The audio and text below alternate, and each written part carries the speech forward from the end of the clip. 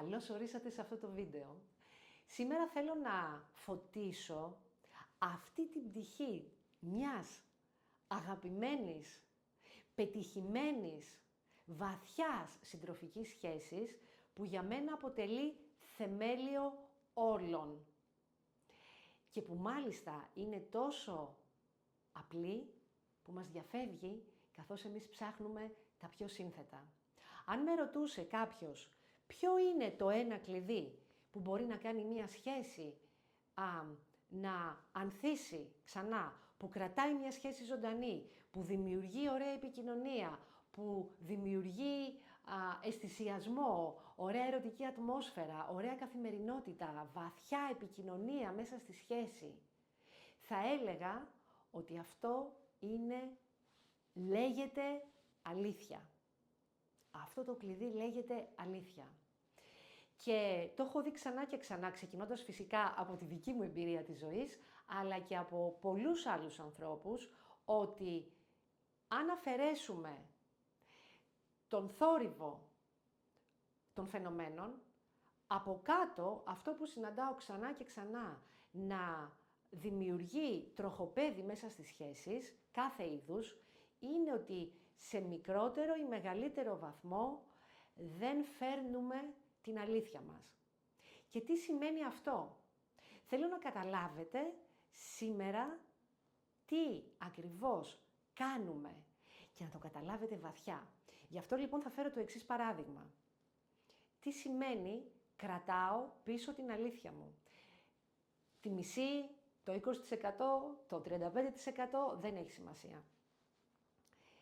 Κάθε φορά που επιλέγουμε, είτε από φόβο, αν πω την αλήθεια μου θα χαλάσει σχέση, θα χαλάσουν ισορροπίες, θα πληγώσω ανθρώπους, είτε επειδή είμαστε κλειστοί και δεν ξέρουμε πώς να το κάνουμε, είτε επειδή είμαστε οι δυνατοί που τα αντέχουμε όλα, είτε επειδή είμαστε εμείς το θύμα ενός άλλου, είτε επειδή ο άλλος είναι ναρκισσιστής, σε εισαγωγικά πολλά το βάζω αυτό, είτε για οποιοδήποτε λόγο.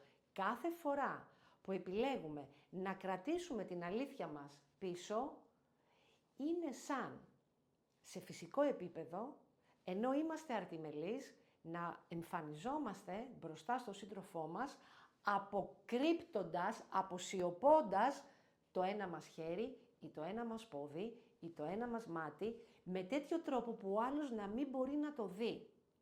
Και έπειτα να έχουμε συζητήσεις με τον άλλο άνθρωπο, να τον παρακαλούμε, να προσπαθούμε να τον ελέγξουμε, να θυμώνουμε μαζί του, να απομακρυνόμαστε από αυτόν, επειδή δεν μας βλέπει ολόκληρους.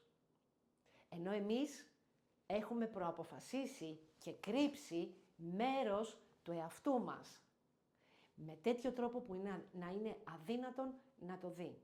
Το ίδιο ακριβώς σημαίνει και αποκρύπτω την αλήθεια μου μέσα στη σχέση. Λέω και πάλι, όποιος και αν είναι ο λόγος, αυτό που κάνουμε στην ουσία ενεργειακά, όσον αφορά στη συχνότητά μας, είναι ότι εμφανιζόμαστε μπροστά στο σύντροφό μας ως 50% αυτού που είμαστε, 70%, 80% και μετά κατηγορούμε τον σύντροφό μας έμεσα ή άμεσα, επειδή δεν μπορεί να μας συναντήσει εκεί που εμείς έχουμε πιο πολύ ανάγκη. Και ξέρετε τι γίνεται? Η αλήθεια που κρατάμε πίσω είναι αυτή που έχει την ικανότητα να μας δώσει την ευκαιρία να συναντηθούμε εκεί που έχουμε αληθινά την ανάγκη και να αγαπηθούμε εκεί που έχουμε αληθινά την ανάγκη. Και προφανώς μάθαμε να κρύβουμε την αλήθεια μας με τον ένα ή τον άλλο τρόπο από πολύ μικρή ηλικία και να φοράμε τις μάσκες που θεωρούσαμε τότε και που θεωρούμε τώρα ότι λειτουργούν, προκειμένου να είμαστε αποδεκτοί. Αυτό όμως που κάνουμε είναι να στερούμε τον εαυτό μας από την ευκαιρία να νιώσουμε πρώτα απ' όλα τι σημαίνει αποδέχομαι εγώ τον εαυτό μου. Και ακούστε τώρα το εξής. Η οντότητά μας, το νευρικό μας σύστημα είναι φτιαγμένα για αλήθεια. Κάθε φορά που λέμε την αλήθεια, ακόμα κι αν είναι μια δύσκολη αλήθεια, το νευρικό μας σύστημα περνάει από το συμπαθητικό νευρικό στο παρασυμπαθητικό, που σημαίνει ότι μέσα σε δευτερόλεπτα σχεδόν χαλαρώνει. Γιατί ακούει την αλήθεια. Κάθε φορά που εσωτερικά παίρνω ένα σήμα, νιώθω ένα συγκεκριμένο συναίσθημα, γιατί το αισθάνομαι, γιατί είναι η πληροφορία του οργανισμού μου, ώστε νιώθοντάς την, αφού με ενημερώσει, με οδηγεί να κάνω μία δράση εξωτερικά, ώστε να επαναφέρω την ισορροπία. Και τι έχουμε μάθει εμείς, αγαπημένοι μου, να κάνουμε μέσα στα χρόνια? Να νιώθουμε, να το καταπιέζουμε, να νιώθουμε, να το κακοποιούμε, να νιώθουμε, να μας απομονώνουμε από τον ίδιο μας τον εαυτό. Πόσο μάλλον δε να το εκφράσουμε έξω. Έλα όμως που κάθε φορά που η ενημέρωση εσωτερικά ακολουθείται από εξωτερική δράση, δηλαδή αν εγώ είμαι με τον σύντροφό μου και θέλω να επικοινωνήσω κάτι το οποίο μου είναι εξαιρετικά δύσκολο, ακόμα τρέμω, υδρώνω, ακόμα μπορεί να με πιάσουν τα δάκρυα αν αυτό πάω να το κάνω. Όμως τη στιγμή που επιλέγω να το κάνω, ενημερώνω τον εαυτό μου, ενημερώνω τον οργανισμό μου ότι αποκτώ δράση πάνω σε αυτό που εκείνος μου είπε ότι χρειάζομαι, με το να πω την αλήθεια. Και τι σημαίνει αυτό? Ότι κάθε φορά που η δράση ακολουθεί την εσωτερική αλήθεια, όλη μου η οντότητα, όλος μου ο οργανισμός ενδυναμώνεται. Γιατί έχω δώσει στον εαυτό μου πρώτα την αποδοχή. Είπα εγώ πρώτα στον εαυτό μου, εγώ σου λέω ναι. Και πώς το δείχνω? Με το να επιλέξω αυτό που είναι η αλήθεια εδώ μέσα, να το εκφράσω. Εκείνη τη στιγμή κάνουμε την πιο ή μάλλον μέσα από τη γενναία αυτή πράξη μας συναντάμε εμείς πριν μας συναντήσει ο άλλος με ένα μεγάλο ναι.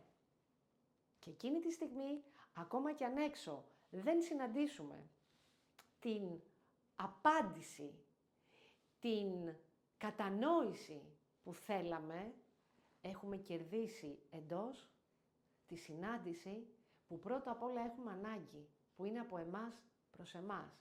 Και επειδή έχουμε πράξει, όχι μόνο νιώσει αλήθεια, αλλά πράξει αλήθεια, αυτό που συμβαίνει είναι ότι εμείς, είτε ο άλλος άνθρωπος μας συναντήσει, είτε όχι, φεύγουμε από αυτή την αλληλεπίδραση ενδυναμωμένοι.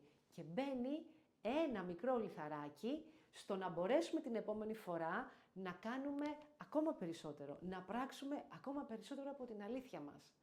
Και είναι αυτή η στάση, η ύψιστη μορφή αγάπης, πρώτα προς εμάς, αλλά έπειτα και προς τον άλλο άνθρωπο, γιατί επιλέξαμε επιτέλους να του πούμε, κοίτα να δεις, έχω και αυτό το χέρι, στο είχα κρύψει τόσο καιρό.